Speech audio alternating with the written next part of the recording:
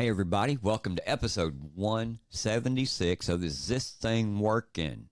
How you doing, Denise? I am awesome. Awesome. Wacky Wednesday. Here we are. Yep. I love Wednesdays. It's hump day. Yep. A little bit closer to Friday. But it's been a crazy week in the news. It's been a crazy 24 hours, man. It really has. And even when we wake up, things happen overnight. Yeah, well, that's what I'm saying. It's been a crazy 24 hours. Think about it. We started yesterday morning with the Secret Service hearings, and we talked about, we got to sit back and watch the new Secret Service director, Ronald Rose, sit up there and lie like a dog. And then, not on top of that, guys, we'd be remiss if we didn't mention the fact that Venezuela, the country of Venezuela, just had an election stolen from them. And Nicolas Maduro, who is now their elected leader, so to speak, goes and throws Gonzalez in jail yesterday. Oh, I know. Yeah. I couldn't believe that when I seen that. Yeah. When they pulled up there and the protests that were, people were out in the, everybody. It was like a January 6th moment. Well, because they all came. I mean, they're mad. Yeah, because the official counts have come in, and Gonzalez beat him like 60-something% to 30-something%. I mean, he railed him. You know what I mean? And then this happens. In my eyes, this is huge. As Bannon would say, this is huge signal right here, man, for the world to watch. This is huge signal. And what was it that Maduro come out and threw the U.S. under the bus? Yeah, said that our 2020 election was rigged. I mean, he did come out and say it, and that's what I said on Twitter yesterday. I'm like, hell, he ain't wrong. He ain't wrong. But why do you think he came out and did all that? I mean, he's saying it's all fake news and that America is, propaganda. Sure we are. It's all about propaganda right now with what's going on over there. Yeah, and he ain't lying. No. And not only on top of that, then during the night, the leader of Hamas is killed in Iran. Mm-hmm. Interesting. There we go. That's another story. And until I dig deeper into it, but I got a hunch. I say it's a false flag. I say Iran did it. They'll blame Israel. Boom, you keep it going. Yeah, it'll keep going. And mine is, I believe that America would be blamed for it. Yeah. And we wonder all the time who is running the country. Yes, we do. And if it's the military industrial complex or, other people. Or the DOJ, Yeah, that's who I keep continually saying. It's BHO and the DOJ. If we're going to throw acronyms and letters out here, it's the BHO and the DOJ. But last night we were watching Laura Ingraham, the second part of President Trump's interview with her. And that, to me, was the best interview that I've seen. She really did ask some questions that hadn't been asked. Yeah, she did. And she asked him, who do you think is running the country? And this is what he had to say. Run the White House. And how dangerous is an America run by unelected technocrats? Which begs the question, who's the real threat to democracy? I'm the opposite of a threat to democracy. They're a threat to democracy. I mean, look at what they just did. They just took over the presidency from a This was a coup. Biden is a very angry man right now. You know that. They took the presidency away. His wife didn't want it to happen. They took the presidency away like he was a child. Who's making the decisions right now in the White House, do you think? A group of people that are fascists, communists, Marxists. They circle the beautiful Resolute desk in the Oval Office, like in the Justice Department. I mean, I always felt that Merrick Garland, I had respect for him. There were some people that thought I should appoint him. I really gave it serious thought. He had a good record. But in the end, no, he did. I had a lot of respect for him. I'm so surprised that he's doing it. But you're saying Biden isn't making any of the big decisions. I don't think so, no. I don't think he knows he's alive. Kamala Harris in her Twitter bio, which I never... And there you go.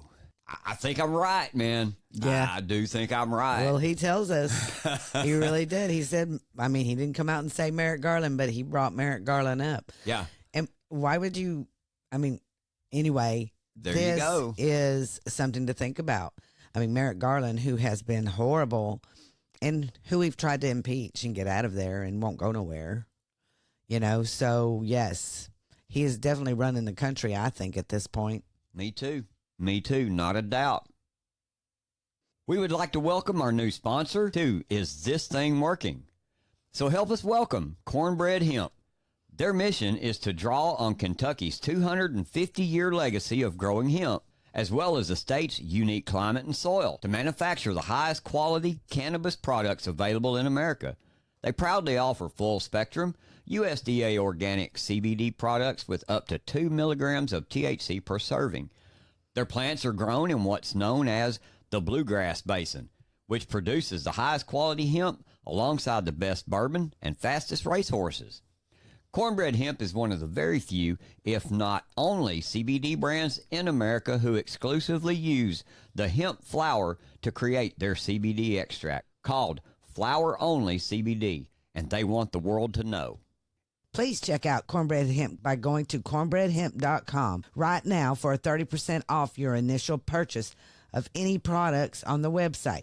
Again, go to cornbreadhemp.com and use promo code ITTW for this special offer. Remember, you get 30% off, promo code ITTW. Welcome to the show, everyone. We want to state these are our opinions and our assertions. If you agree with us, tell your friends and share the show. And if you don't agree with us, tell your friends, share our show. Also, stomp that like button and please follow or subscribe wherever you see the name Is This Thing Working? And our podcast is available for download on every platform that out there. For example, Apple and Spotify. And you can watch us on YouTube. We are getting a little following on YouTube, but we are on Rumble, so make sure you download that Rumble app so you can follow the show, and you will receive instant notifications when we go live Monday through Friday at 2 p.m. Central Standard Time. Here we go. Let's get on with the show. What's the first thing we always do? Bannon watch. He's got 94 days left, man, of being a political prisoner. 100%. But Bannon, he would tell us every day to keep pushing forward, to ask, what is your task and purpose? And as you know, right now we are fighting. We're fighting really hard to keep our word out there, to keep his voice out there. We have a clip of Steve Bannon just to remind everybody what we're all about. Top, and here's the thing, the American people, you're seeing the Great Awakening.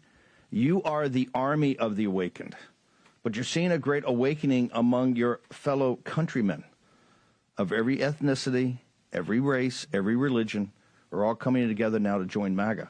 This polling numbers are absolutely, absolutely incredible.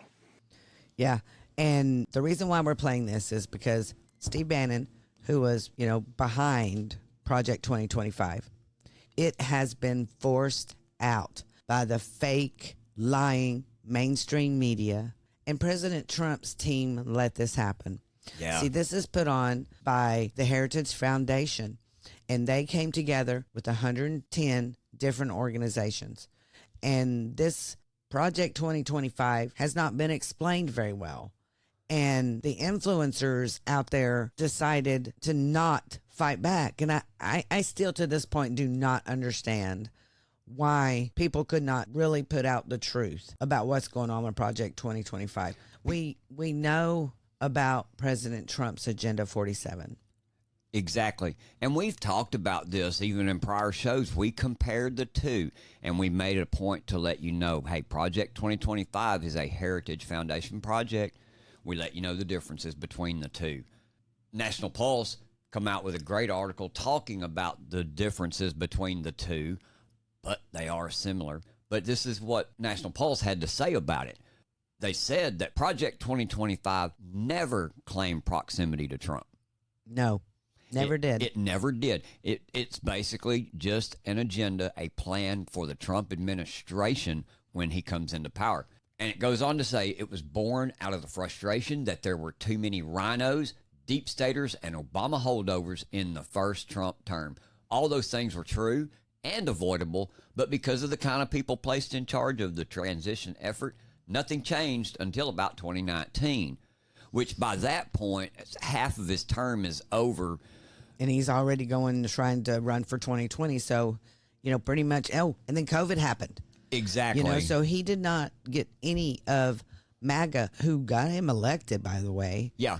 any of the priorities through whatsoever. And I seen the Brendan Dilley statement yesterday that this was just a backdoor attempt for MAGA people to move into these positions.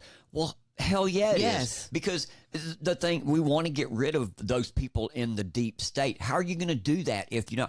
And this is exactly what led to the ouster of people like Stephen K. Bannon, whose infamous whiteboard still sits somewhere in storage with barely any of the original MAGA agenda achieved in Trump's first term.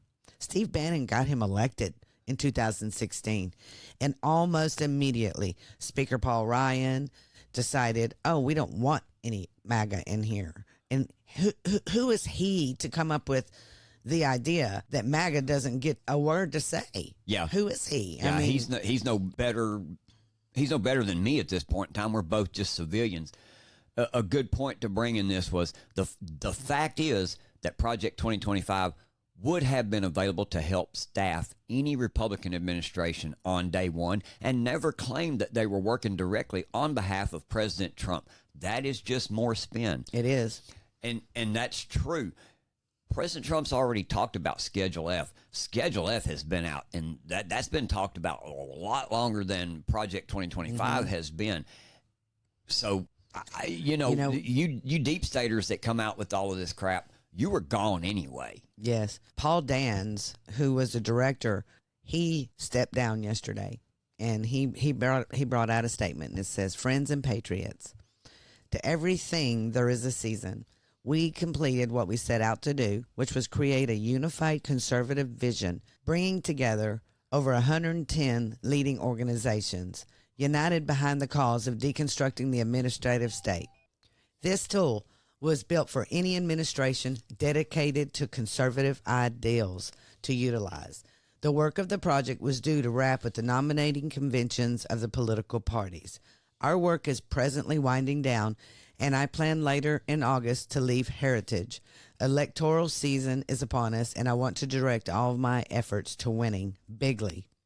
And then he goes on to say, "As George Washington reminded us, every post is honorable in which a man can serve this country. Your contribution to Project 2025 has been extraordinary, and I personally thank you. I have been tremendously assisted in the mission by Spencer, Troop, Dennis, and many others on the team. They will continue to put Project 2025 and its recommendations in a place to be of best assistance to the new conservative administration in November. Our collective efforts to build a personnel apparatus for policymakers of all levels, federal, state, and local, will continue." And he says, fight, fight, fight. So, and then after he puts out this, the Trump campaign comes out and they put out a statement. Trump's campaign statement on Project 2025's demise. Now, Paul Dans just got through saying it's still there. It's not gone. But the campaign says, it says President Trump's campaign has been very clear for over a year that Project 2025 had nothing to do with the campaign, did not speak for the campaign, and should not be associated with the campaign or the president in any way. Reports of Project 2025's demise would be greatly welcomed and should serve as notice to anyone or any group trying to misrepresent their influence with President Trump and his campaign. It will not end well for you. And this is a statement by Susie Wiles and Chris LaCivita. Yes. So to me, that kind of sounds like a threat. Yeah, it does. Does it not? It does. They might be talking about the mainstream media. The mainstream media keeps trying to put these two together. Paul Dans has told you, we have told you, everybody has told you that this is not part of President Trump's agenda. This is something that every conservative group came together to try to help out the next conservative, because it doesn't matter who goes in there. It really doesn't. They need their people behind them. I mean, Obama spent many, many years putting loyalists in there. Exactly. Many years. And that's not right. And they've got to go. Everything has to be bipartisan. And if you can't be bipartisan and work in the government, then you don't need to be there. If you can't be for the American people, you do not need to be there. It's victory or death, is it not? Yes, it is. Check this out. You also said it's victory or death. It's very simple. Victory or death. Victory or death. I did. Scipio Africanus, Nelson, Travis at the Alamo. It's a famous saying for when you want people to say, hey, we got to win. You got to put ultimate effort. Do you know why we're winning now? Do you see why we're winning?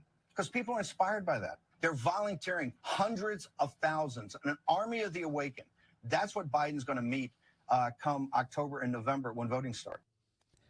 That's an older clip from a War Room episode that Bannon did, and he mentions President Biden. That's changed since Bannon's been to prison, but the message remains the same. Victory or death, we are the army of the awakened. Man, people, we got to stand up, or like I said with the signal in Venezuela, yes. If not, we're going to be that. It's just the truth. At Coffee Brothers, we believe every great day starts with the perfect cup.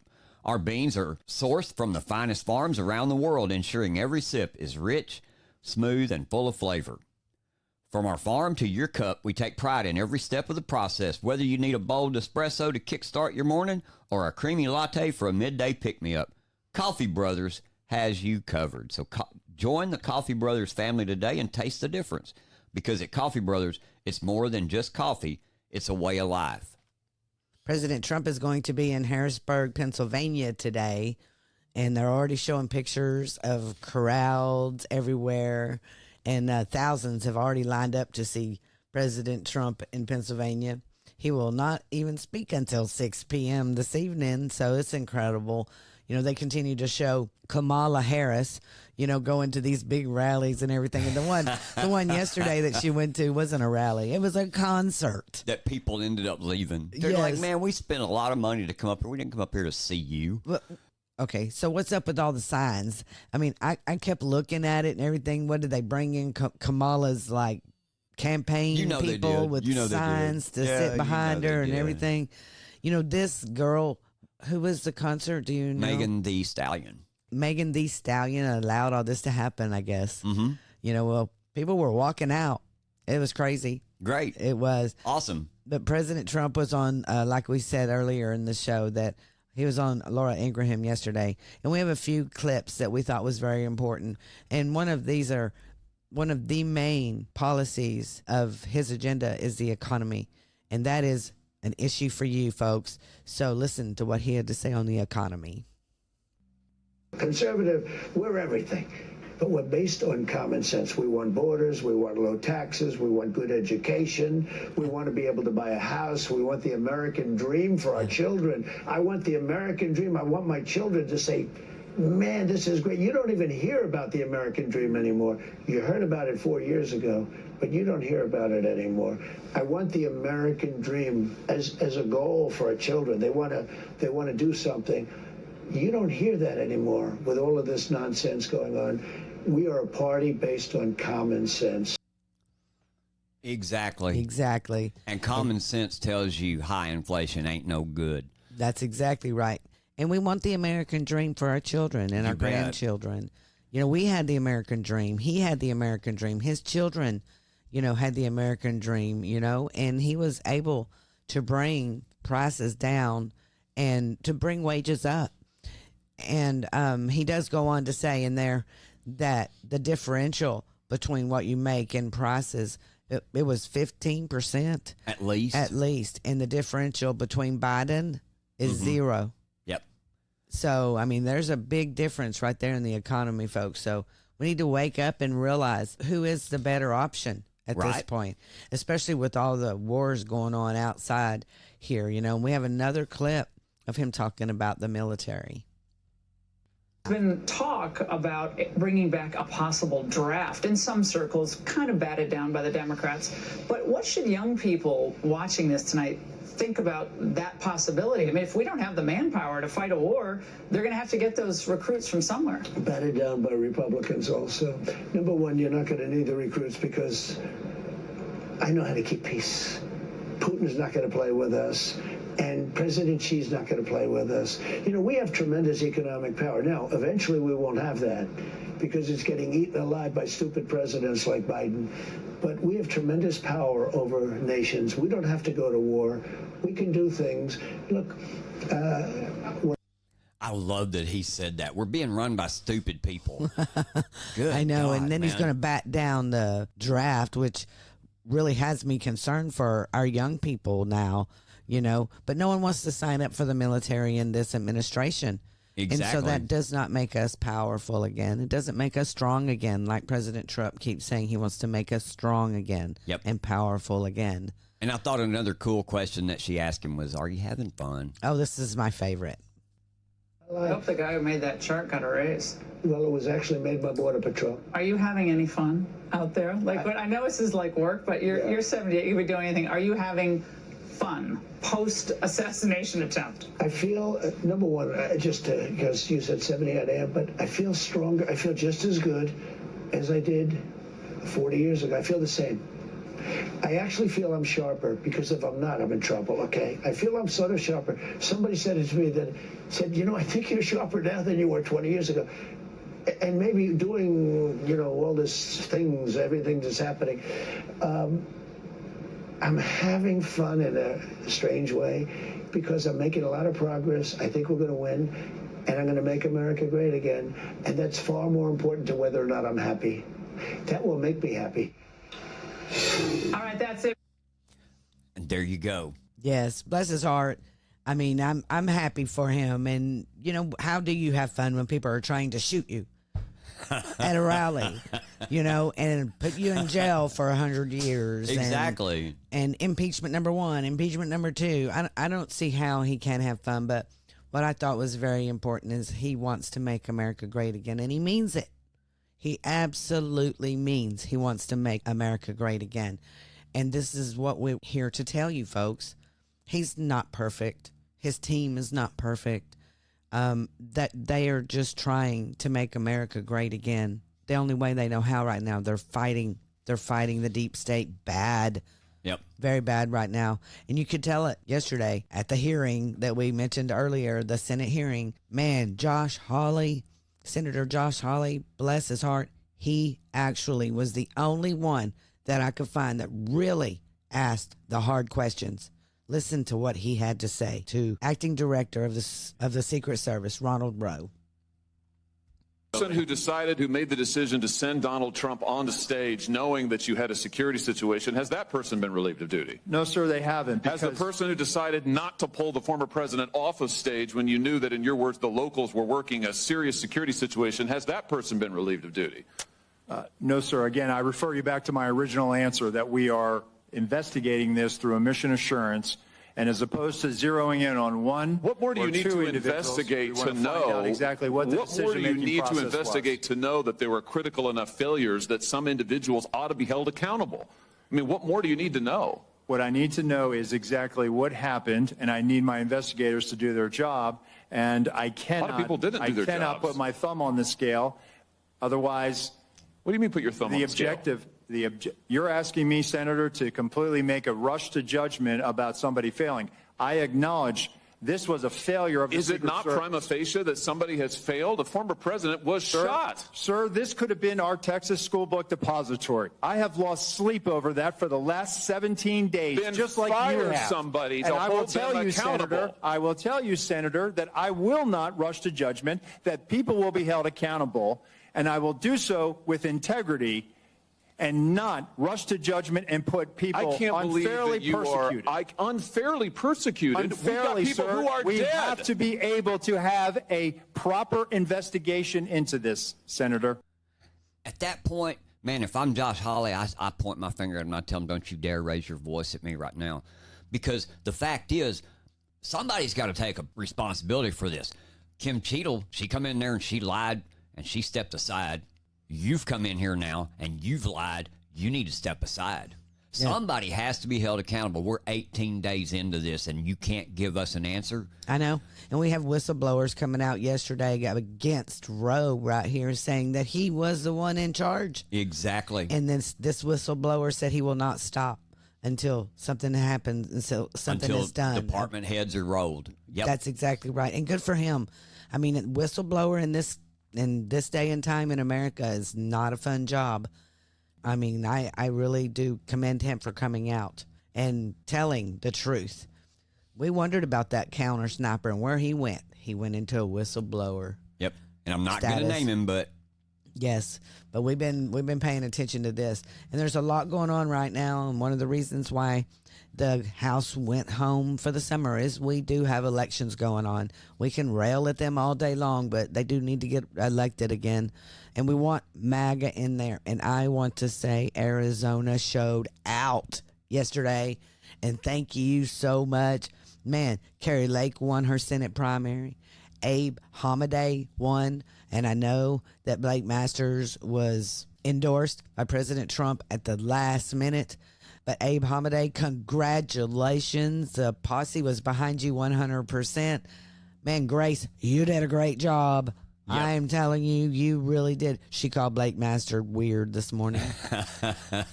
You know, and another big thing happened. Also, is Steve Richter, the one that was always in charge of the county recorder. He lost his primary. The GOP stepped up. Yep. MAGA stepped up and got rid of him. Yep. So he will not be counting the votes no more. exactly. Eli Crane won his primary yesterday. Yay. Yep. Sonny Borelli won his. Debbie Lesko, Carrie Lake, as you said. Yeah. Yeah. Good So day. it was Good a day for good MAGA day for as MAGA. far as that goes. You know, so Yep. people need to be paying attention. MAGA is on the rise. But before we leave and shut the show off today and say goodbye till tomorrow, we got breaking news here in Texas. This is so important. The Fifth Circuit rules in favor of Texas, allowing them to install border barriers in the Rio Grande River. The buoys get to stay. Yep. Yes. Yep. And, you know, Biden-Harris administration, Harris has to own this. Borders are. Sued. Yep. Sued and to remove them. And the Fifth Circuit Court said, no. Texas has the right to secure their state. Is this thing working? Rise up. Well, hey, everybody, that's it for today. Thanks for listening, and I hope you've enjoyed the show. Hope you've learned some things about what's going on around us in the nation and in your communities. You know, we couldn't do this without your continued support either. We appreciate all of you showing up, taking the time to listen to us today. So please, like I say, make sure to hit the like button, share our show with all your friends. We'll see you next time on Is This Thing Working? And as always, I'm James, and that's my lovely co-host over there. Denise. And we'll see you next time. We're out.